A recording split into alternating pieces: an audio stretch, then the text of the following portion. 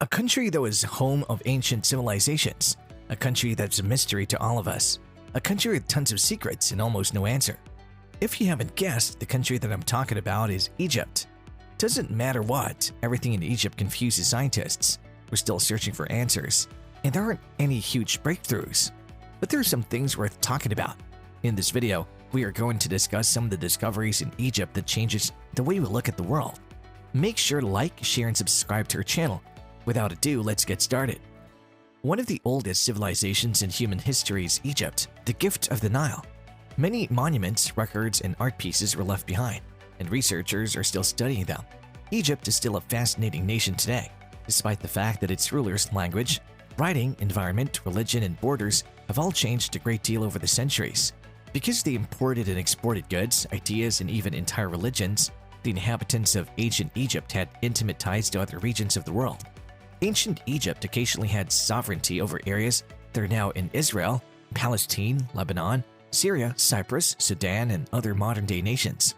The Persians, Nubians, Greeks, and Romans all conquered Egypt at various times. Yet, while briefly being a superpower, the nation was also occupied by other nations in ancient times. Egypt has also gone by a number of names.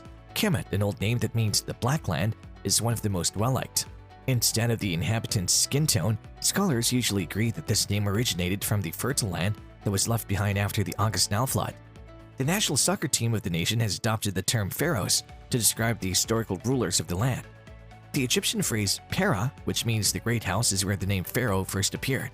Thutmose III, who ruled from approximately 1479 to 1425 BC, was the first king to use the phrase in a title. Egypt's pharaonic eras are long gone. Yet these rulers were classified into 30 or 31 dynasties, which are then divided into several eras. The first hieroglyphic inscriptions were created in Egypt and date back roughly 5,200 years.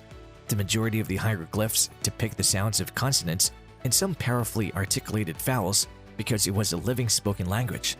We've been able to grasp several findings uncovered in this North African nation because of the interpretation of these hieroglyphs. However, this doesn't imply that all of what has been found by scientists can be understood or explained. As you will soon discover, certain findings are still not just puzzling but also frightening. The subterranean chamber in the Giza Pyramid is one discovery that continues to confound scientists. Some of history's most stunning man-made constructions are the Egyptian pyramids. The prominence of the pharaohs in ancient Egyptian society is reflected in their enormous sizes. They were positioned midway between human and divine, and it was thought that the gods themselves had selected them to act as their earthly representatives. What did the pyramids serve to achieve? When the king passed away, the ancient Egyptians thought that Ka, or a portion of the spirit, stayed with his body. The king's corpse was mummified, and everything he would require in the afterlife, including all the trappings of royalty like gold utensils, food, furniture, and other offerings, was buried with him in order to properly care for the king's spirit.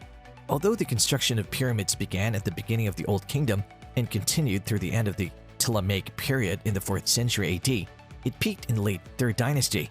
It continued until about the 6th or around 2325 BC. The Giza Pyramid is one of the most well-known pyramids. Standing 140 meters high and 230 meters long, it is thought to be the tomb of King Khufu, one of the early pharaohs of ancient Egypt. The king's chamber, queen's chamber, and unfinished chamber beneath the ground are the three principal chambers of the Giza Pyramid that are known to us. The Grand Gallery, a 47-meter-long passageway, also leads to the king's chamber. Scientists went out to examine a pyramid's internal structure to determine whether there were any undiscovered rooms, caverns, tunnels, corridors, or other features. They employed a technique called cosmic tomography, and what they discovered left them with more problems than answers, including some glaringly empty spaces in what ought to have been solid rocks. A big void that measured between 30 and 40 meters in length was found by them. The function of this hidden room, which is situated in an obviously unique plane, baffled the scientists. It might hold wealth or possibly another tomb, according to certain theories. The fact that the Giza Pyramid is essentially empty of items that people were frequently buried with intrigued scientists. That may have been the result of tomb robbers' efforts. However, it appears that they were unable to enter the big void, meaning that whatever was within must still be there. There are still other secrets that archaeologists have uncovered about ancient Egypt, and the following one is not for the faint of heart. Would you like some eerie mummy juice? It all began when construction workers in the famous Mediterranean port city discovered a black granite tomb 16 feet beneath while working on an apartment building. The burial chamber, which was over 2,000 years old, quickly became viral online. After seeing horrifying visions of 3 skeletons floating in the soup, villagers looking to earn a quick buck spread claims that the mummy juice had magical or medical characteristics, selling the product after bottling it. Others were concerned that its peculiar coloration indicated the presence of metal-like mercury. Despite worries that doing so might cause an ancient curse to be released, the massive black granite sarcophagus was discovered smashed open. What precisely was this mummy juice? Did it actually have any paranormal overtones? Unfortunately, no. The liquid, which was identified by authorities as sewage water, was neither red mercury nor juice from mummies that contained an elixir of life.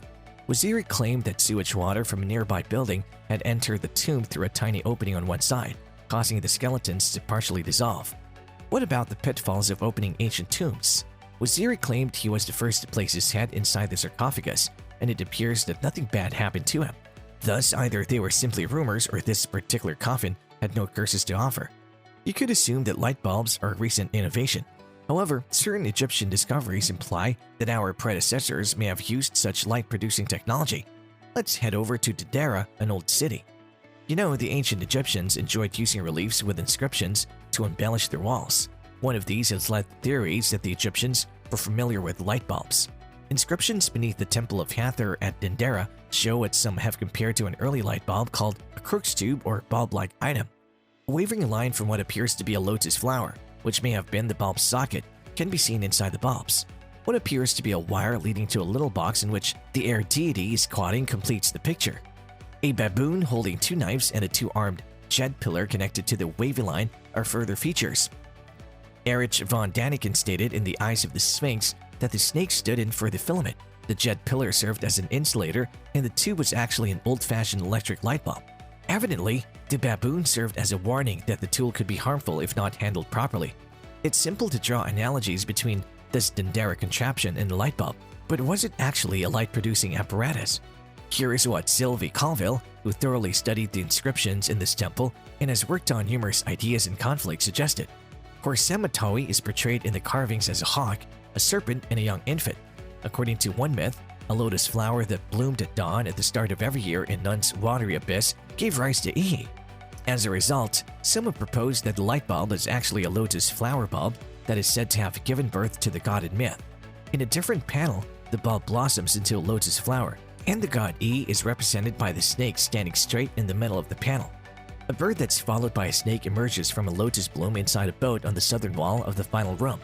Even while the precise significance of the Dendera light is still unknown, it is important to point out that despite there being dozens of ancient sites all over Egypt, researchers have not discovered any clear electrical artifacts, and a light bulb?